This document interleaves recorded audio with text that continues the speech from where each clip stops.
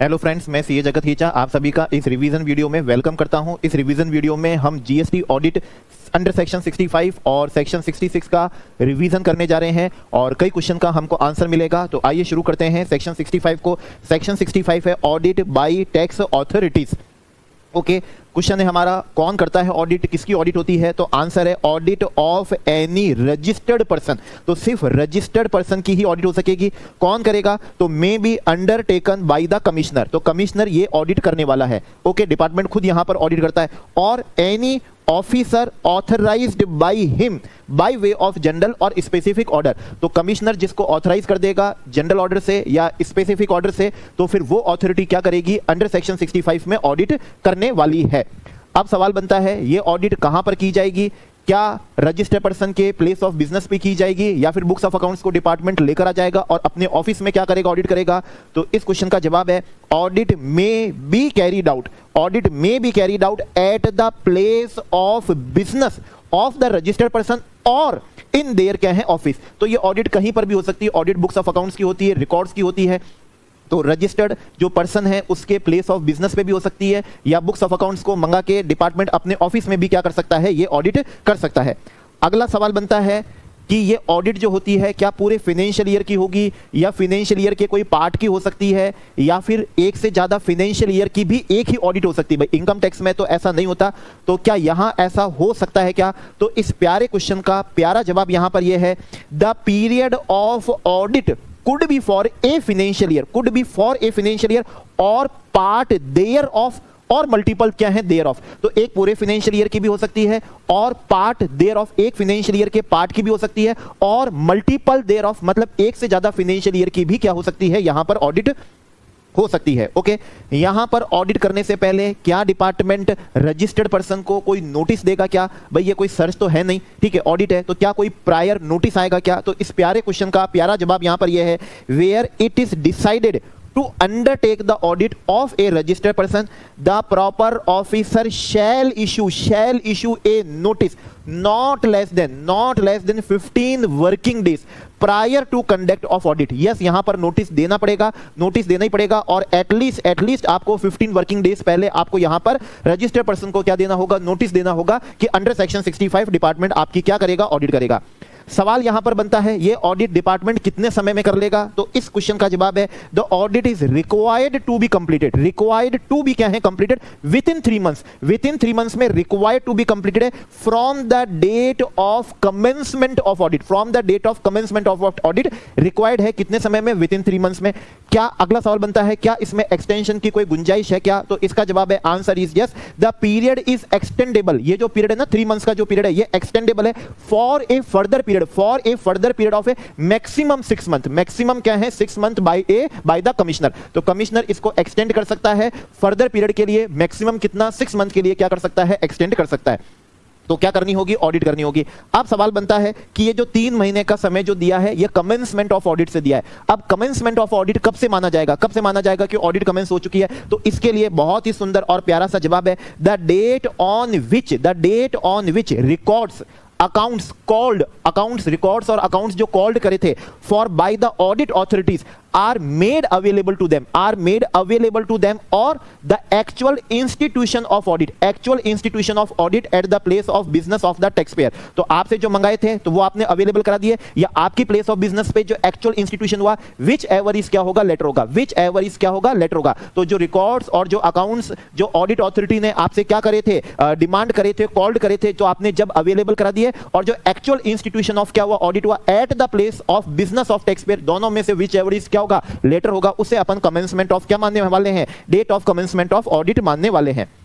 अब यहां पर सवाल होता है, ऑडिट होने के बाद में क्या होगा? ऑडिट होने के बाद में यहां पर क्या आएगा? ठीक है ना, तो जो भी जानकारी निकली है तो उसका करेंगे क्या? तो यहां पर डिपार्टमेंट ने जवाब दिया, द प्रॉपर ऑफिसर में inform the registered person of the discrepancy. तो अगर ऑडिट में कोई डिस्क्रिपेंसी आई है तो यहां पर क्या करेगा? तो प्रॉपर ऑफिसर में inform the registered person of the discrepancy noticed if any as observation of audit and the said person may file his reply. तो ऑडिट आई है तो सीधा उसका कुछ अपन कंक्लूजन नहीं कर देंगे या उसकी कोई रिपोर्ट नहीं बनाएंगे, जो भी डिस्क्रिपेंसी आई है, ऑब्जर्वेशन है, तो वो उसको क्या करेंगे, नोटिस में देंगे और उससे अपन क्या मांग सकेंगे, रिप्लाई मांग सकेंगे। अब रिप्लाई आने के बाद में क्या होगा, मान लीजिए रजिस्टर्ड पर्सन ने रिप्लाई भी कर दिया तो फिर क्या होगा, तो उसके बाद में the proper officer shall finalise the findings, finalise the क्या करेगा, फाइंडिंग्स करेगा of the audit after due consideration of reply furnished by registered person, after due consideration of क्या, reply furnished by registered person to the audit observation. तो उसको audit की जो उसने reply करे हैं उनको ड्यू कंसीडरेशन करने के बाद में वो फाइनलाइज कर देगा, क्या, फाइंडिंग्स को फाइनलाइज करेगा। ओके, अब सवाल है कि अब जो भी फाइंडिंग्स उसने क्या कर दी है, फाइनलाइज कर दी है, तो ये फाइंडिंग्स भी क्या रजिस्टर्ड पर्सन को प्रोवाइड की जाएगी क्या, तो इस क्वेश्चन का जवाब दिया on conclusion of audit. Conclusion of audit का मतलब है ऑडिट फाइंडिंग्स बन गई है, the proper officer shell with in 30 days inform the registered person whose records are audited about the audit findings and the reason for such findings। तो registered person को क्या करेंगे, इन्फॉर्म करेंगे विद इन 30 डेज में about the audit findings के, और उसके reason के बारे में उसको क्या करेंगे, इन्फॉर्म करने वाले हैं। अब यहां पर सवाल बनता है कि अगर वो जो ऑडिट फाइंडिंग्स आई है उसके बेसिस पे अगर पता चलता है कि टैक्स नॉट पेड है या शॉर्ट पेड है या टैक्स का एरोनियसली रिफंडेड है या आईटीसी रॉन्गली अवेल्ड और यूटिलाइज है, तो फिर इस ऑडिट फाइंडिंग के बेसिस पे फिर क्या किया जाएगा, तो इसका प्यारा जवाब है where the audit result in detection of tax not paid, tax क्या है, शॉर्ट पेड, एरोनियसली रिफंडेड और आईटीसी रॉन्गली अवेल्ड और यूटिलाइज, तो फिर इस केस में डिपार्टमेंट प्रॉपर ऑफिसर क्या करेगा, the proper officer may initiate action under section 73 और अंडर सेक्शन 74। तो 73 74 में वो आपको शोकोस नोटिस देके आपसे क्या कर सकेगा, डिमांड कर सकेगा। अगर ऑडिट फाइंडिंग से ये पता चलता है कि आपका टैक्स नॉट पेड है, शॉर्ट पेड है, एरोनियसली रिफंडेड है या आईटीसी रॉन्गली अवेल्ड और क्या है, यूटिलाइज है, तो फिर वो 73 74 में आप पे क्या कर सकेगा, एक्शन इनिशिएट कर सकेगा। तो ये हमारा सेक्शन था, बहुत ही सिंपल सा और छोटा सा सेक्शन था, सेक्शन 65, जिसमें डिपार्टमेंट ने क्या करी थी, ऑडिट करी थी कमिश्नर या कमिश्नर ने, जिसे ऑथराइज्ड कर दिया था बाय जनरल ऑर्डर और या फिर by specific order with in 3 months, extendable by commissioner further कितने हैं, 6 मंथ है, फ्रॉम द डेट ऑफ क्या था, कमेंसमेंट ऑफ क्या था, ऑडिट था।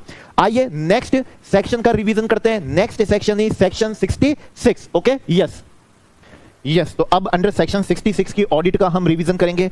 एक बात आप ध्यान रखिएगा, section 65 audit bye tax authorities, वो ऑडिट करने के लिए डिपार्टमेंट को कोई रीजन की जरूरत नहीं है, विदाउट एनी रीजन वो ऑडिट कर सकते हैं, रैंडमली किसी की भी ऑडिट कर सकते हैं, रिकॉर्ड्स की, अकाउंट्स की। नाउ सेक्शन 66 है, स्पेशल ऑडिट है। क्वेश्चन बनता है स्पेशल क्या है, कब की जाती है ऑडिट, कब की जाती है, तो इसका प्यारा जवाब है if at any stage of scrutiny,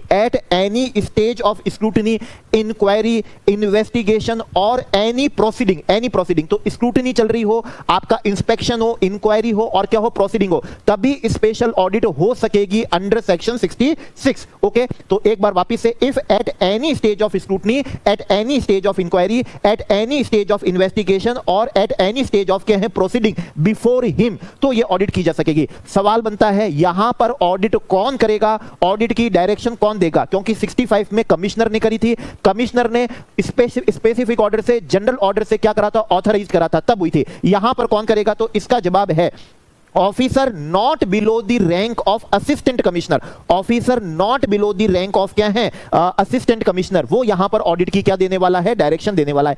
क्यों होगी ये ऑडिट, ऑडिट क्यों होने वाली है, ठीक है, तो इसका जवाब है having regard to nature and complexity of case, जैसे हमारे इनकम टैक्स में सेक्शन 142 है, उसी तरीके से having regard to nature and complexity of case and to safeguard the interest of revenue, if of the opinion that value has not been correctly declared और credit availed is not within the normal limit। तो सिर्फ दो case में हो सकती है, या फिर जो वैल्यू आपने करेक्टली डिक्लेयर नहीं करी है या फिर जो आईटीसी आपने अवेल करा है वो नॉर्मल लिमिट में नहीं है। सिर्फ इन्हीं दो केसेस पे having regard to nature and complexity of case and to safeguard the interest of revenue, officer not below the rank of क्या है, असिस्टेंट कमिश्नर, ऑडिट की क्या दे सकेगा, डायरेक्शन दे सकेगा। If at any stage of inquiry, investigation है, scrutiny है और एनी अदर क्या है, प्रोसीडिंग है, तो सिर्फ वैल्यू के बेसिस पे, वैल्यू क्या है, करेक्टली डिक्लेयर नहीं है या फिर आईटीसी जो अवेल करा है नॉट विद इन द क्या है, नॉर्मल लिमिट है, to safeguard the interest of revenue, वो ऑडिट की क्या दे सकेगा, डायरेक्शन दे सकेगा।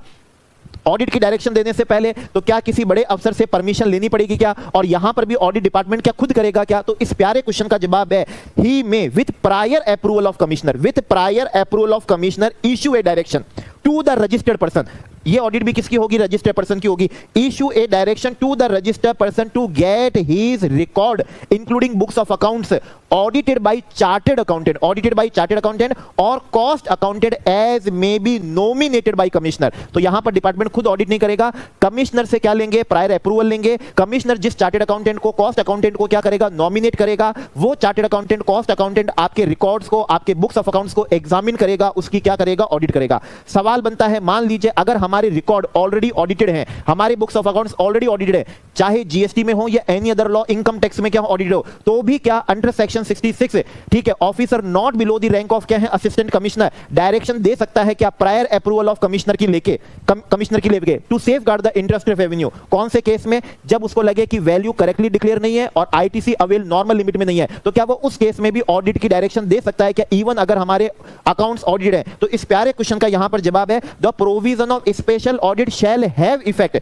even if accounts of the registered person have been audited under any other provision of GST Act or under any other law for time being in force। तो even अगर already audited है तो भी आपको 66 में special audit की direction आ सकती है। कौन करेगा? आपकी चॉइस का नहीं होगा, जो कमिश्नर नॉमिनेट करेगा चार्टर्ड अकाउंटेंट को, कॉस्ट अकाउंटेंट को, वो नॉमिनेटेड क्या करेगा? चार्टर्ड अकाउंटेंट और कॉस्ट अकाउंटेंट आपके रिकॉर्ड्स की, बुक्स ऑफ अकाउंट्स की ऑडिट करेगा। इवन ऑलरेडी ऑडिट हो रखी है तो भी ऑडिट करेगा। अब नाउ क्वेश्चन है कि वो कॉस्ट अकाउंटेंट और चार्टर्ड अकाउंटेंट कितने समय में क्या करेगा? ऑडिट करेगा। 65 में 3 मंथ थे और एक्सटेंडेबल थे 6 मंथ से। यहां पर कितने समय में ऑडिट होगी और क्या वो एक्सटेंड हो सकती है? तो उसका आंसर है यस, द चार्टर्ड अकाउंटेंट और cost accountant as nominated by commissioner shall submit a report. Audit findings जो होगी उसकी रिपोर्ट फर्निश करनी पड़ेगी, duly signed and certified by him within a period of 90 days to the said assistant commissioner. तो within 90 days में इनको अपनी audit report है, ड्यूली साइंड है, ड्यूली क्या है? सर्टिफाइड बाय हिम है, क्या करनी पड़ेगी? सबमिट करनी पड़ेगी। क्वेश्चन है, क्या ये पीरियड एक्सटेंड हो सकता है क्या? जवाब है answer is yes, the assistant commissioner may extend the said period of 90 days, the said period of 90 days by a further period of 90 days. ये 90 डेज और 90 डेज से क्या हो सकते हैं? एक्सटेंड हो सकते हैं। अब एक्सटेंशन के लिए क्या करना पड़ेगा? तो इसका जवाब है एप्लीकेशन करनी पड़ेगी। कौन करेगा? क्या सीए करेगा, कॉस्ट अकाउंटेंट करेगा या रजिस्टर्ड पर्सन करेगा? कौन कर सकेगा एप्लीकेशन यहां पर? तो इस प्यारे क्वेश्चन का जवाब है on an application made to him का मतलब है असिस्टेंट कमिश्नर को एप्लीकेशन करनी पड़ेगी इन दिस बिहाफ का मतलब है एक्सटेंशन के लिए। बाय द रजिस्टर्ड पर्सन भी एप्लीकेशन कर सकता है और चार्टर्ड अकाउंटेंट और क्या है? कॉस्ट अकाउंटेंट क्या कर सकता है? एप्लीकेशन कर सकता है for any material and sufficient reason होगा तो कमिश्नर 90 डेज को फर्दर 90 डेज के लिए क्या कर सकेगा? एक्सटेंड कर सकेगा। सवाल बनता है भाई, इनकम टैक्स में ऑडिट का जो खर्चा होता है, स्पेशल ऑडिट का 142(2)(a) से लेकर प्रोविजन दिए हुए हैं, तो वो किसके होते हैं? सेंट्रल गवर्नमेंट के होते हैं। यहां पर जो ऑडिट का जो भी खर्चा होगा, इंसिडेंटल एक्सपेंसेस होंगे, रेम्यूनरेशन ऑफ चार्टर्ड अकाउंटेंट होगा, कॉस्ट अकाउंटेंट होगा, वो कौन बियर करेगा? ओके, और वो तय भी कौन करेगा? तो इस प्यारे क्वेश्चन का जवाब है the expenses of the examination and audit of records including the remuneration. तो जो भी इंसिडेंटल एक्सपेंसेस है including remuneration of chartered accountant और cost accountant shall be determined and paid by the commissioner ही डिटरमाइन करेगा और पेड बाय द क्या होगा? कमिश्नर ही होगा। ठीक है, तो इसके एक्सपेंस किसके होंगे? डिपार्टमेंट के ही होने वाले हैं। अब क्या होगी? ऑडिट की क्या आएगी? फाइंडिंग आएगी, ऑडिट की रिपोर्ट दी जाएगी। अब क्वेश्चन बनता है कि अगर ऑडिट की रिपोर्ट से डिटेक्ट होता है कि आपने टैक्स नॉट पेड करा है, शॉर्ट पेड करा है, एरोनियसली रिफंडेड है, आईटीसी रॉन्गली अवेल और रॉन्गली यूटिलाइज है, तो फिर उस केस में क्या होगा? तो इस क्वेश्चन का जवाब यहां पर 66 ने दिया, where the special audit result in detection of tax not paid, detection of क्या है? Tax short paid, erroneously refunded, ITC wrongly availed और यूटिलाइज है, तो फिर यहां पर डिपार्टमेंट इनिशिएट कर सकेगा एक्शन अंडर सेक्शन 73 और अंडर सेक्शन 74। तो जैसा 75 में था वैसे यहां पर 76 में। ठीक है, तो इनिशिएट कर सकेंगे एक्शन अंडर सेक्शन 73 और क्या है? 74 है। तो दोनों में फर्क बस यही है, 90 डेज और यहां पर 90 डेज, वहां पर 3 मंथ्स और क्या था? 6 मंथ था। और ये था एट क्या था?